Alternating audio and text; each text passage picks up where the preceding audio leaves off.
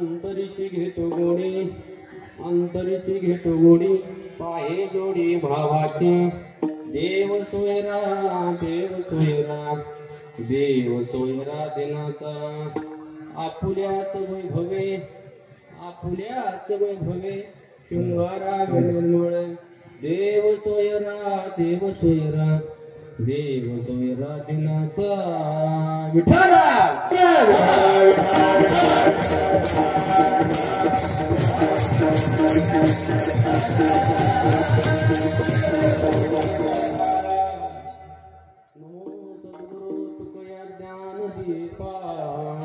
नमो सद्गुरु सच्चिदानंद रूपा. नमो सद्गुरु भक्त कल्याण मूर्ती. नमो सद्गुरु भास्करा पूर्ण कीर्ती. मायोग पीठे तद भीमरक्षा वरम कुंडलिकाय समागत पुष्टं तमनंदकंदं परब्रह्मलिंगं भजे.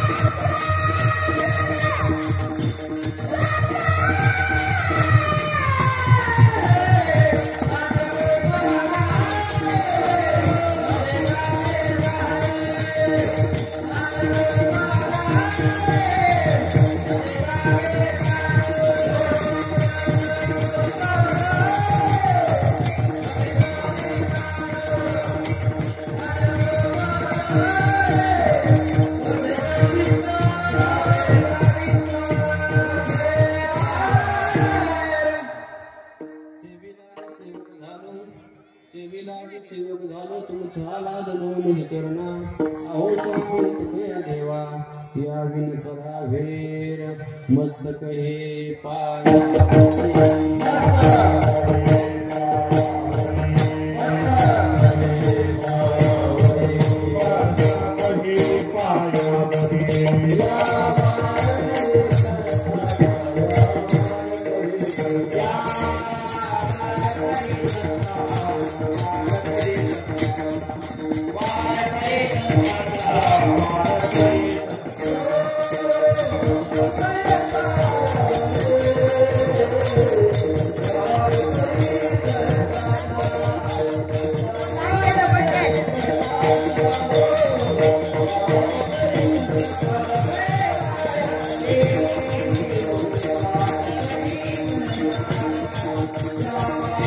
तुमचा अनुग्रह लादलो पावन झालो चराचरे. आदमापूरच्या देव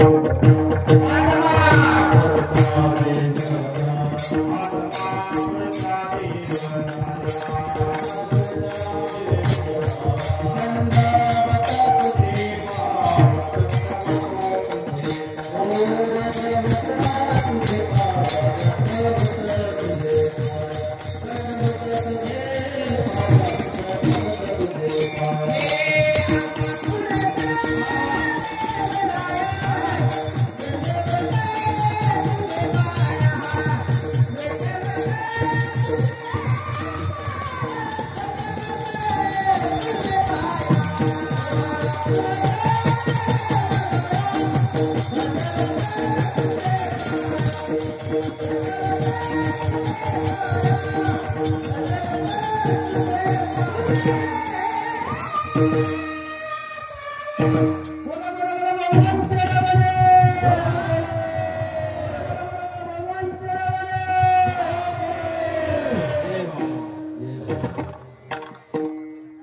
अंतरीची घेतो गोडी, अंतरीची घेतो गोडी, पाहे गोडी भावाची.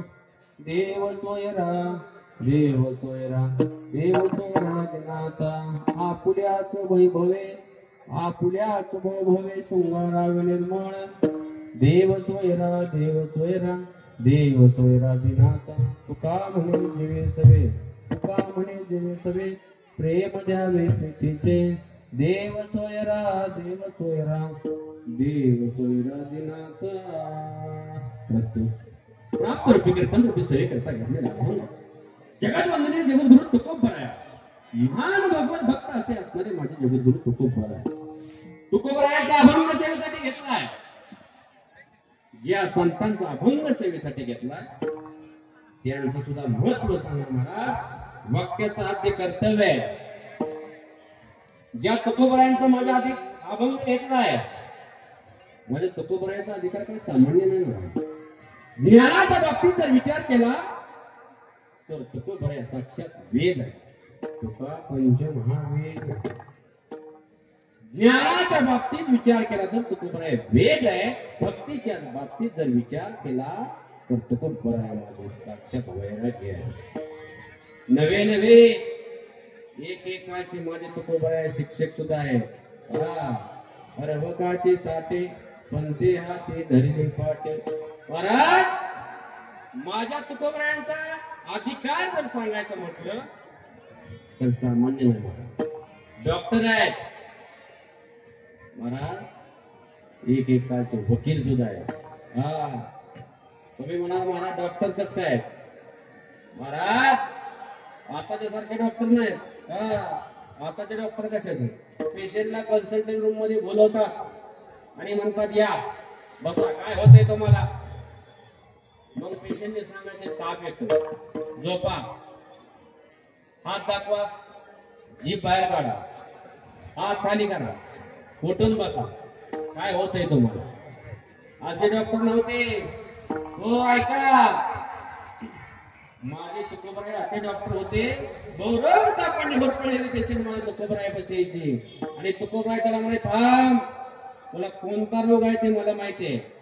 माझ्यापाशी एक असा काढा आहे, असा काढा आहे, तो जर काढा घेतला ना तर तात्पुरती नाही तर तुझी जन्मोजन्मीची पिढा गेल्याशिवाय राहणार नाही. ब्रह्मरस घे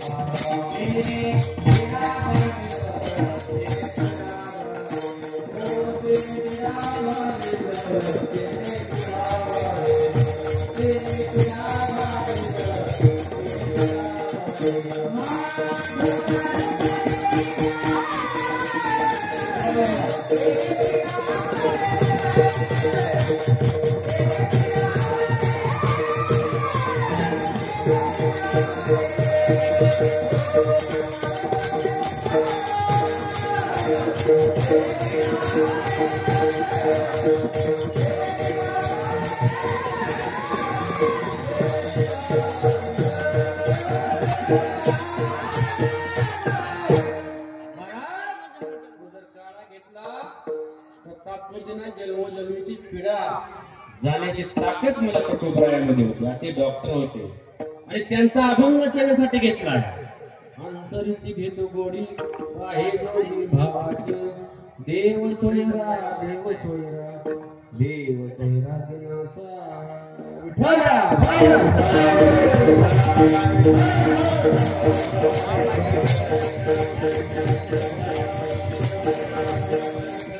बोला बोला बोला भगवान.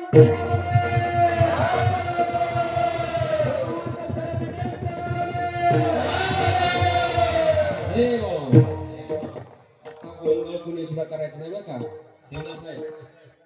छोटी मुलं आहे, थोडं लक्ष द्या. महाराज चिंतन आपल्याला मामांचं चरित्र ऐकायचंय. आपल्याकडे वेळ खूप कमी आहे. दर्शन बारीतल्या लोकांना सर्वांना विनंती आहे शांततेत आपण दर्शन घ्यावं. कारण महाराज ही शांततेचं ठिकाण आहे. दया क्षमा शांती तेथे देवाची वस्ती. म्हणून महाराज आज देव आपल्या नातेपुते नगरीमध्ये आलेला आहे. हा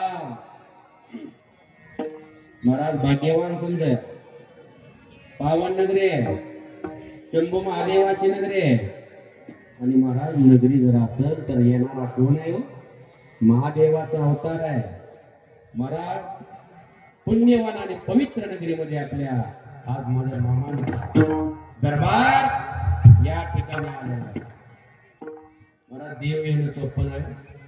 कितीतरी पिढ्याची पुण्य आहे असं. देव आपल्या दारामध्ये आला, देव आपल्या घरामध्ये आला. देवे तेवढे धन्यवाद आमच्या सैनिकी परिवाराला.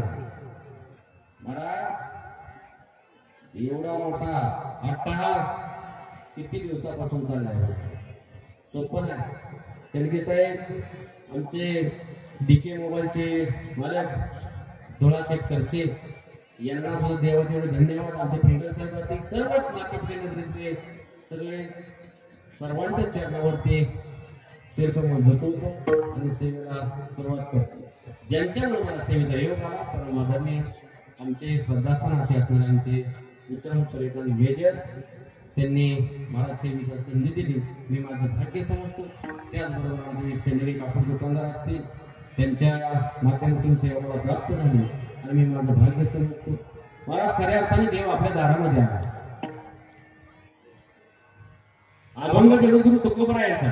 तुम्ही म्हणाल महाराज संत दारात आले आणि तुम्ही अभंग देवाचं घेतलं. महाराज संतांपर्यंत कसं पोहोचायचं? संतांच्या दारामध्ये आल्यावरती देवाचं गुणगान गायचं असतं आणि देवाच्या दारामध्ये गेल्यानंतर महाराज संतांचं गुणगान गायचं असतं. देव प्राप्तीचं साधन तुकोबरायांनी या अभंगातून सांगितलं. हे नातेपुते नगरी कुणाला देव पाहिजे? हात वर करा. देव कुणाला पाहिजे? वा हा देव पाहिजे ना. मग देवापर्यंत पोहोचण्याचं साधन आज ऐकून जा. बरं मेंढी माऊली जर तुमच्या दारामध्ये आले ना तर तिला हाकलून देऊ नका. साक्षात माझा भगवंत तुमच्यापाशी आलेला आहे. परंतु महाराज तो एकटा आलेला नाही. साक्षात लक्ष्मीला घेऊन आलेला आहे आणि लक्ष्मी रूपात मेंढी माऊली आज तुमच्या दारामध्ये तुमच्या घरामध्ये तुमच्या पांढरीमध्ये पेटते. पण तिची खणा नारायण ओटी भरा. आपलं सुख दुःख तिच्या कानामध्ये सांगा आणि महाराज तिची सेवा करा. तिथंच देव भेटेल. मेंढी माऊलीची सेवा केल्याचं फळ काय माहितीये का? लक्ष्मीची सेवा केल्याचं भाग्य आहे. आणि महाराज मेंढी माऊलीची सेवा करत असताना तुम्हाला जर वाटावा मामांनी नैवेद्य खावा, बाळू मामांनी नैवेद्य खावा, मामा आपल्या हातून जेवावे असे जर वाटत असेल ना तर प्रत्येक मावश्याला विनंती आहे, तुम्हाला जर माझे मामा बघायचेत ना तर जो कोण निष्काम भावनेने सेवा करतो, जो कोण सतत माझ्या मामांपाशी आहे त्यांची भेट घ्या, त्यांना अन्नदान करा. तिथं देव आहे. देव हा दगडात नाही, देव हा माणसात आहे. माझ्या अर्जुनाने सुद्धा गीतेमध्ये सांगितलंय, मम वंशजी वरोके जीवभूत सनातना मनश्रेष्ठ आणि करशते. प्रत्येक जीव हा देवाचा अंश आहे. मग तुम्ही आम्ही कोण आहे? देवच आहे का नाही? अय देव बघणारे नो, कोणाला देव पाहिजे नव्हता? सर्व घटेरामध्ये एक प्रत्येकाच्या घटकात देव आहे. तुम्ही आम्ही सुद्धा कोण आहे? बोला. लय अंतर लय लांब झाले बरं का. थोडस पुढे सरकलं तर बरं होईल. तुम्ही आम्ही सुद्धा देव आहे. महाराज देव प्राप्तीचं साधन तुम्हाला आम्हाला देव बनायचं असेल तर महाराज तुकोबराने अभंगातून सांगितलं. महाराज तुकोबराने अभंगातून असं सांगितलं की तुकोबराया म्हणतात, अंतकरणापासून देवाला आळवा, अंतरीची घेतो गोडी, पाहे जोडी भावाचे. देव सोयरा देव सोयरा देव सोयरा दिनाचा. महाराज तुम्ही अंतकरणापासून जर देवाला आळवलं तर देव तुमचा सोयरा झाल्याशिवाय राहणार नाही. हो तुकोबराया सांगतात, भक्ती, ज्ञान आणि वैराग्य या 3 गोष्टी आपल्यापाशी असणं गरजेचं आहे. मामांच्या सेवेसाठी काय लागतं?